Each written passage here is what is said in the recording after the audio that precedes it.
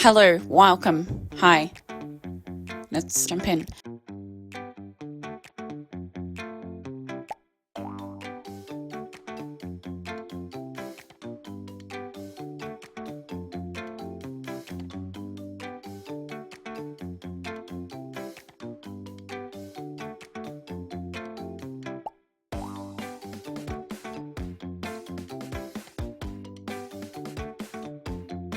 But looking at these Monster High dolls, honestly, the fact that I saw Monster High, I'm like, yes! Like, that is totally my thing.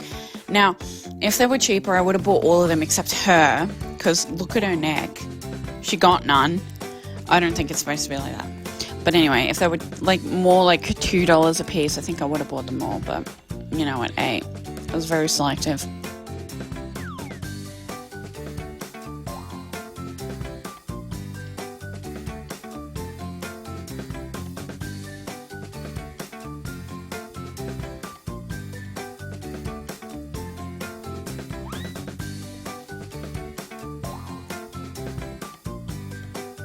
Uno Flip. See, I love the non-standard Unos. Like, I've played Uno Mercy. Oh, that game can be brutal. I thought, hey, you might get it. Like, I doubt it's going to be worth anything to resell, but they can be really fun. Dude, if I have anyone over, we're bound to be playing, like, card games or board games.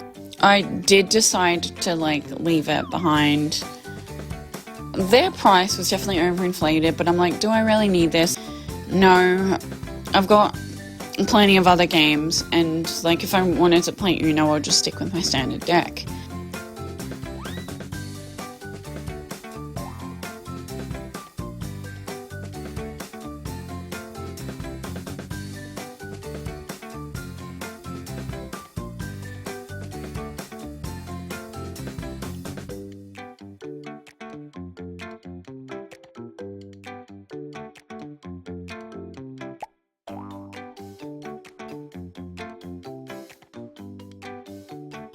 Oh, Teletubbies! This is like vintage and surprisingly valuable. If that, like, okay, there's one sold on eBay for like $113, but I don't know if that's just an outlier. But either way, we're getting it. So, woo! I think there's some good sheets.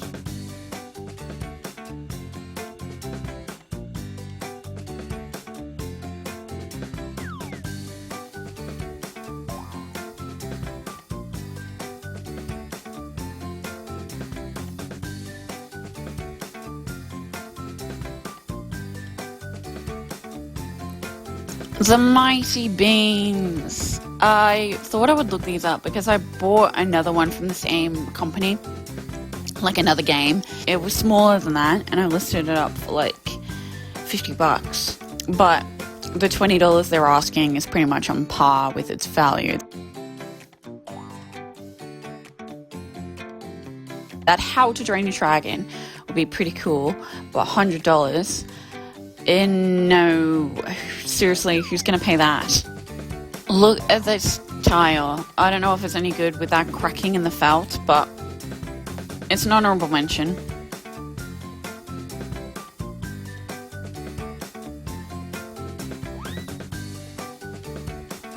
Those green shoes are hella cool. Like, I was kind of tempted to get them for myself, but one, they're not my size.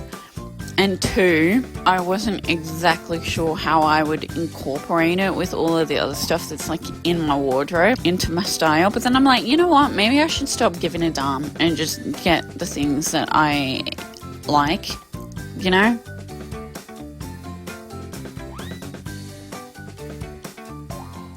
Those Converse would have been a good thing to get, but at $35, what? No. I would not pay $35 for Converse shoes unless they were like those tall knee-high ones. I would really like to get a pair of those.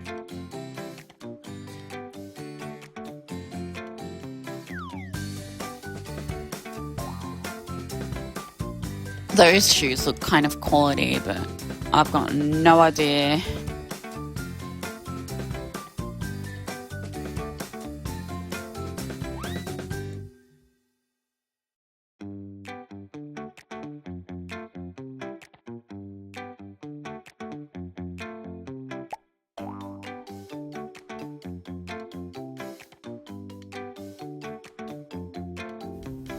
Michael Kors. So I'm doing a brief over, looking for things that might indicate it being fake, and it seems okay, so we'll get it. And yeah, I'll explain a few pointers in the haul.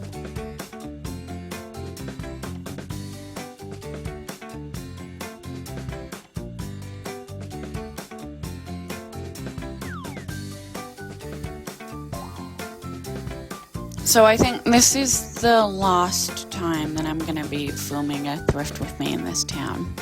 Just because the wildlife shop that used to be here is closed. It's just not a thing anymore, much to my disappointment. And a church place that I went to earlier today, didn't find anything there, so it's no big deal. It just asked me not to film. But that's okay. It's their shop. They can do what they like. I've discussed further of my thoughts because I did have a similar situation somewhere else, and that was in another video of mine. Anyway, a new pair of tights I got because all of mine are ripped. And hey, I do like to keep a ripped pair just because I think the style is cool. But it has to be a very intentional look. And I still want an unripped pair, which I don't have. Anyway, that's why I bought them. I wore them once and there's already a hole in it. So typical.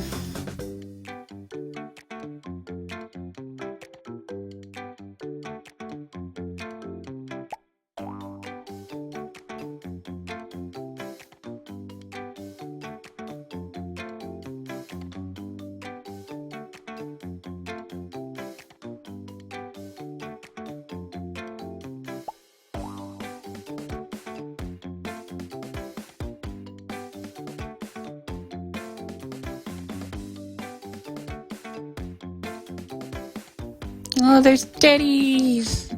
Oh, is that the Taj Mahal?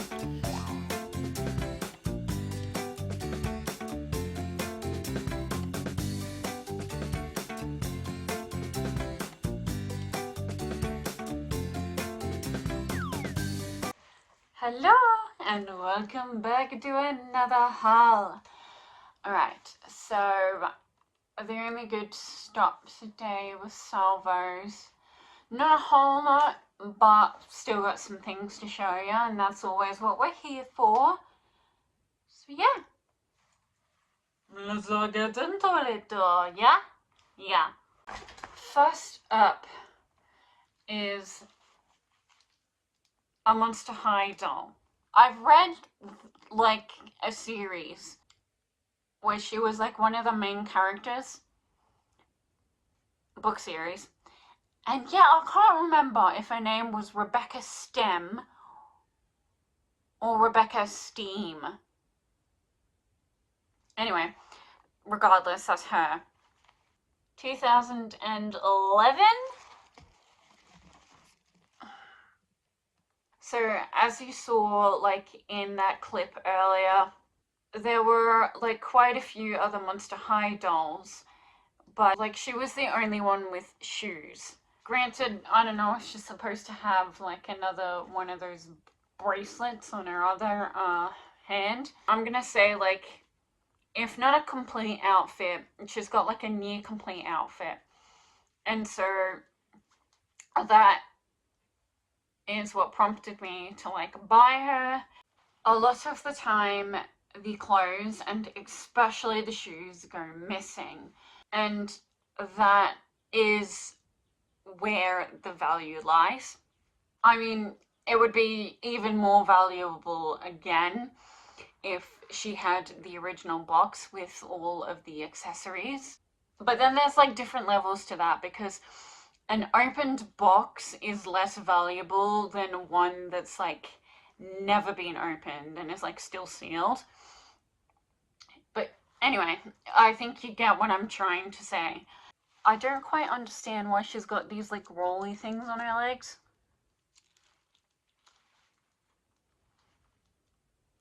Okay, what I was gonna say though is that I did a quick eBay search and I couldn't find any of her like with this outfit. So I don't know if that makes her like more desirable, if she's hard to find, or what's up with that. Now, I love me some Monster High, but I'm only looking for the first generation. So I am going to be selling her.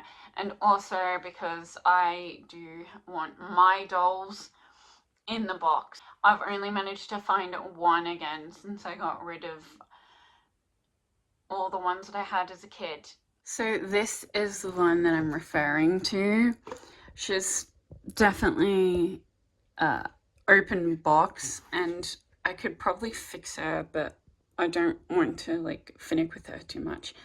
Anyway, so I got her on Facebook Marketplace for a good deal. Frankenstein, the daughter of Frankenstein, first generation. I'm not exactly sure what she's worth, but I figured she's got to be at least 40 bucks. Next up is this Michael Kors purse, handbag. I don't know. It's a crossbody. You can do that and go about your day. You've got to be careful because these do get faked. I've talked about designer stuff in my last video. I'm definitely not an expert at authenticating things, but from what I can tell, the stitching looks good. It's all even. If it was fake, the stitching, you could tell parts of it would be longer than the stitch next to it, if that makes sense at all. Like it just wouldn't be even if it was fake. And also sometimes you can get even stitching, but like lots and lots of loose threads, like it's been poorly stitched. And that again can be another indicator that it's fake. A lot of valuable bags and clothes even, they will brand their zipper tags. They won't leave things like that to be cheap. Indicator that it is fake is when they cut corners and use cheap hardware. They just don't see that as being an important detail. It's just the one thing that gets skipped over a lot. So yeah, you want to look at the hardware. I can't say with 100% certainty that this is authentic, but according to everything I've learned when it comes to authenticating designer bags, this looks pretty good. So I'm gonna treat it as if this was authentic. I don't know what kind of designs, what kind of colors are more desirable than others, because that does definitely play a part. Because I'm still kind of new to this sort of stuff, I thought I would just give this a try. I'm sure one day I will get better at choosing the best of the purses, but just for now. Does that Michael Kors, like that name, does that look straight to you? Because if it's not straight, I'm gonna say that is fake. I just can't tell if it's perfectly in line. Authentic bags will have all of the letters in a line with each other. And it should be evenly spaced as well.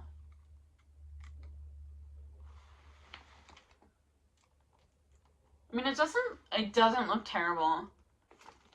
If I do happen to have any bag collectors, not even just collectors, like resellers as well, if you're like really good at authenticating designer bags, can you please give me all of your like tips and tricks? I appreciate it lots, okay? Okay. Oh, I saw a comp up on eBay, like a sold comp for like over $100. That seems a little bit insane, but then is that though? Is that overpriced, or is that actually what it's worth? I mean, it is vintage, and I don't think that Teletubbies is the easiest fandom to find. I'm pretty sure that they're making less and less Teletubbies stuff this current day. If not, maybe they've even stopped producing it at all. But anyway, we've got this pillowcase. I did do a brief check for stains and it looked okay, but it's just the same on both sides. But to show you, 1996, I did check and there's no kind of tag inside the pillowcase. This Duna cover is reversible. So we've got like a very repetitive print on one side, and then on the other side is much like the pillowcase, Teletubbies.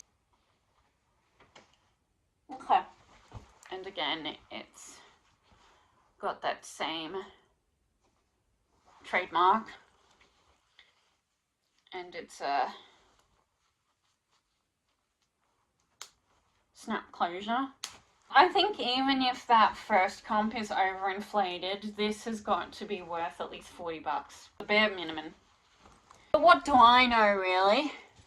I know this is my job, but I do find that reselling is a job where you can't really know it all. The market is ever changing, and it's not even just that. I find that you're just always learning things about new brands that you never even heard of, and it's like, oh, that's good. I need to file that in my memory bank. You're always learning. You're always learning. There's no problem with that. I'm not a person who knows everything. I can just give you the knowledge that I've got. So yeah, then that's all for today. I've only got those 3 things to show you. Okay. I'll see you in the next video, okay? Okay. Bye-bye. Peace out.